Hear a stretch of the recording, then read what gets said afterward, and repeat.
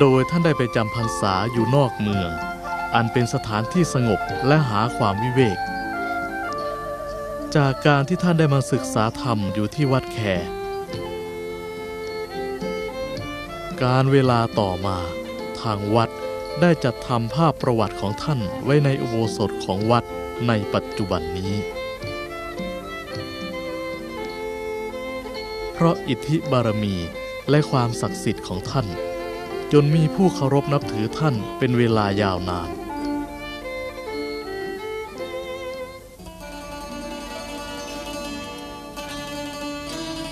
การเวลาต่อมาเจ้าเมืองหงสาลังกาทวีปอยากได้กรุงศรีอยุธยาเป็นเมืองขึ้นจึงออกอุบายที่เรียกว่าธรรมยุทธ์โดยให้พวกพราหมณ์ทั้ง7มาท้าพนันกินเมืองจากการออกอุบายว่าให้ฝ่ายไทยจัดทำพระอภิธรรมคัมภีร์ทั้ง7ให้เสร็จภายใน7วันถ้าไม่เสร็จก็จะตกเป็นเมืองขึ้นโดยให้พวกพราหมณ์ซ่อนอักษรคัมภีร์ที่ทำจากทองคำไว้ทั้ง7คนเมื่อทางกรุงศรีอยุธยาทราบความและเห็นว่าทั้งฝ่ายเราก็มีนักปราชญ์ราชบัณฑิตที่สามารถแก้ไขปริศนาธรรมได้ก็ไม่ขัดข้องจึงรับท้าพนันกับพระเจ้าหงสาลังกาทวีปเพราะไม่คิดว่าจะเป็นกลอุบายของทางด้านกรุงลังกาที่ใช้อุบายนำอักษรแอบซ่อนไว้เมื่อพราหมณ์ทั้ง7เข้าเฝ้าจึงตอบตกลง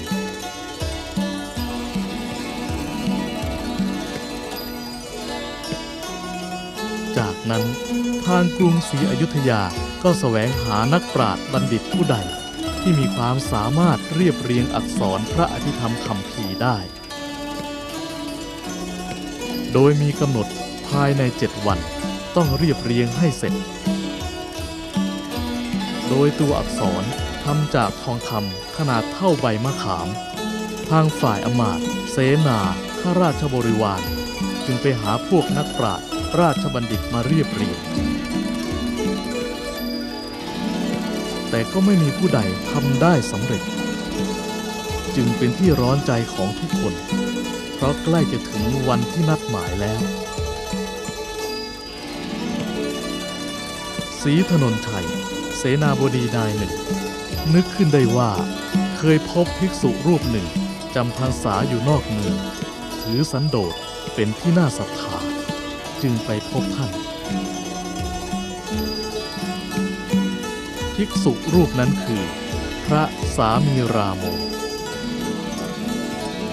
เมื่อได้แจ้งความประสงค์ให้ท่านทราบท่านก็รับจะทำการเรียบเรียงให้เพื่อเป็นการทดแทนบุญคุณชาติให้ไม่ต้องตกเป็นทาสของชาติอื่น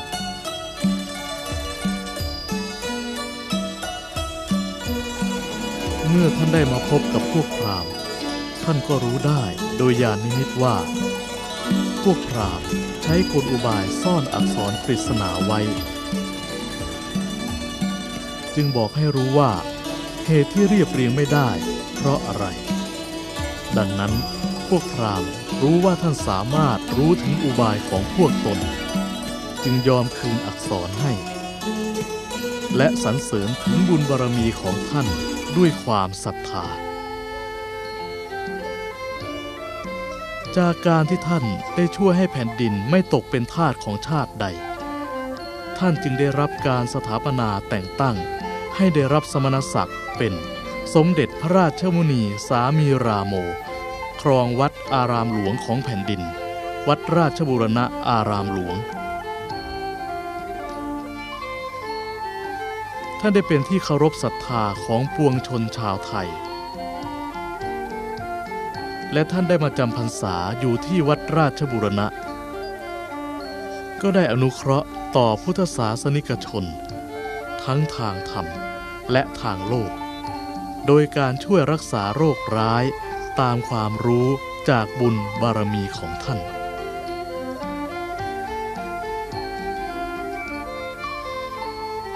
การเวลาต่อมาท่านก็ได้ขอกลับไปยังบ้านเกิดของท่านเพื่อเผยแผ่ธรรมะชั้นสูงต่อสาธุชนทางภาคใต้ท่านได้เดินทางมาพักที่วัดเสนาเมืองจังหวัดนครศรีธรรมราชที่แห่งนี้ อันเป็นวัดที่ท่านเคยศึกษาธรรมเพื่อจะเคารพพระครูบาอาจารย์ก่อนที่ท่านจะเดินทางกลับไปยังบ้านเกิดของท่าน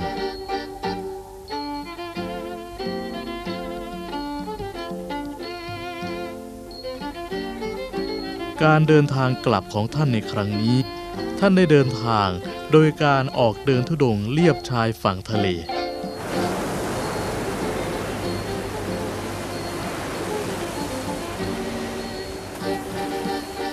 การเดินธุดงค์ของท่านคราวนี้เพื่อโปรดสัตว์และเผยแผ่ธรรมะให้แก่สาธุชนให้ได้รับอานิสงส์จากการสั่งสอนของท่านตลอดเส้นทางกลับสู่บ้านเกิดของท่านจวบจนถึงวัดดีหลวงอันเป็นบ้านเกิดของท่าน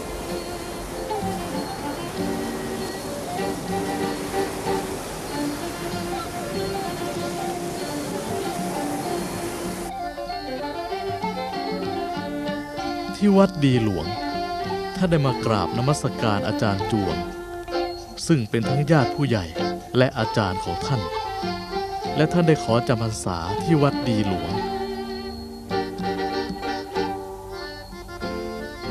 เหล่าสาธุชน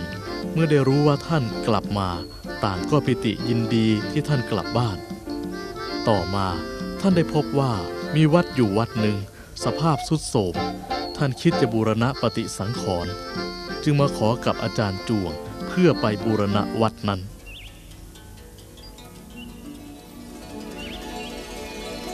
วัดพระโคตั้งอยู่บนเนินเขาเรียกกันว่าเขาพิพัฒน์สิงหะบ้างเขาพระโคบ้างมีรอยฝ่าพระบาทบนแท่นหินบางส่วนเข้าใจกันว่าเป็นรอยฝ่าพระบาทของหลวงปู่ทวด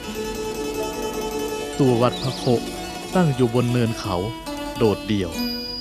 กลางเนินพื้นดินทรายของท้องนามีความสูงประมาณ40เมตรวัดพระโคนี้แต่การก่อนทรุดโทรมมากจนหลวงปู่ทวดมาพบเข้าและได้ขอกับอาจารย์จวงมาบูรณะให้เจริญขึ้นวัดนี้อยู่ในตำบลชุมพลห่างจากวัดดีหลวงไม่มากนักมีชื่อเป็นทางการว่าวัดราชประดิษฐ์แต่ชาวบ้านก็ยังเรียกวัดพระโคดังเดิม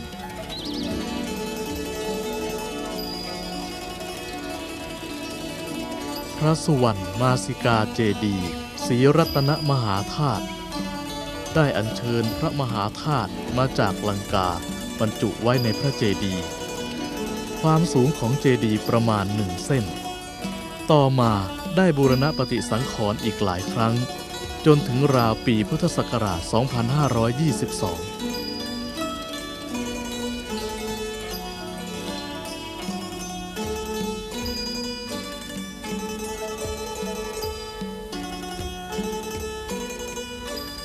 พระพุทธไสยญาติหรือ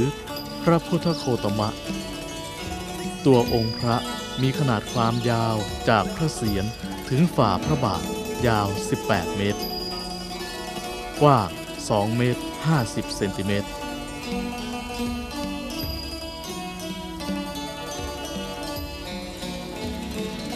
ลงรักปิดทองทั้งองค์และได้บรรจุพระธาตุไว้ภายในเดิมเรียกกันว่า